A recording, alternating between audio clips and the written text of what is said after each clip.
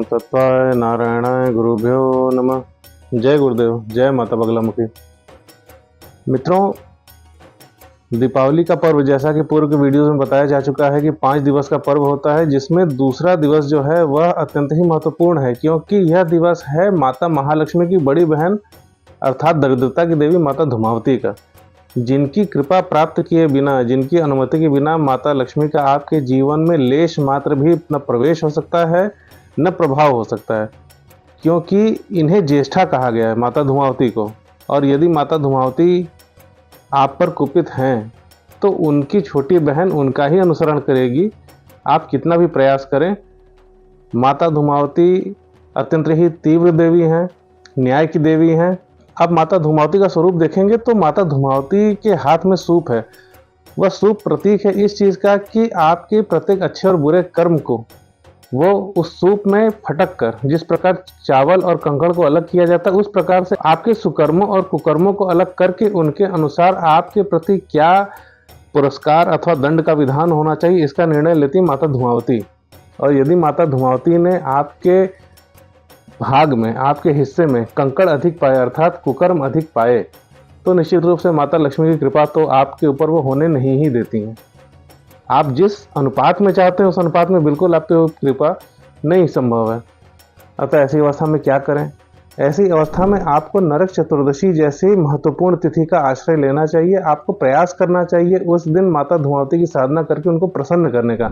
यह एक दिन इतना ज़्यादा प्रभावशाली दिन है कि यदि उस दिन पूर्ण प्रक्रिया के साथ माता धूमावती की साधना की जाए, उनको प्रसन्न करने का प्रयास किया जाए, तो ऐसी अवस्था में व्यक्ति के जीवन में धीरे धीरे लक्ष्मी का आगमन होने के मार्ग बनने लगते हैं।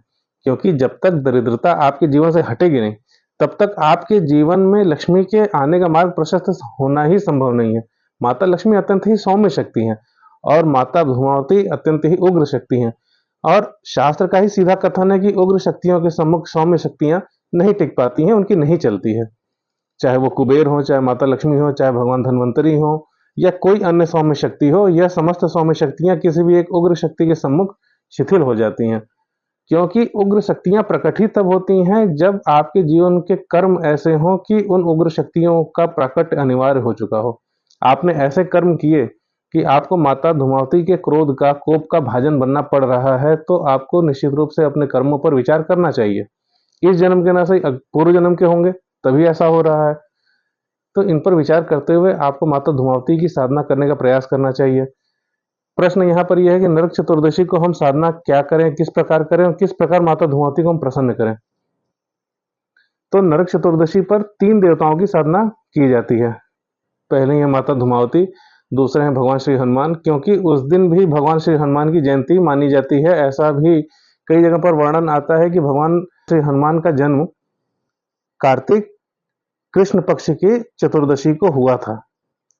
जबकि यदि आप देखें तो भगवान श्री हनुमान का जन्म चैत्र मास की पूर्णिमा को भी माना जाता है, किंतु उसके साथ ही शास्त्रों में भिन्नता के कारण, मतभेद के कारण भगवान श्री हनुमान के 2 जन्म दिवस मनाए जाते हैं, जिसमें दूसरा जन्म दिवस होता है नरक चतुर्दशी का। इसके साथ ही तीसरे देवता हैं यमराज अर्थात धर्मराज। जो सत्कर्मी हैं उनके लिए वो धर्मराज हैं, जो कुकर्मी हैं उनके लिए वो यमराज हैं। उनकी भी साधना इस रात्रि में की जाती है और उनके लिए अलग से दीपक दान का विधान है।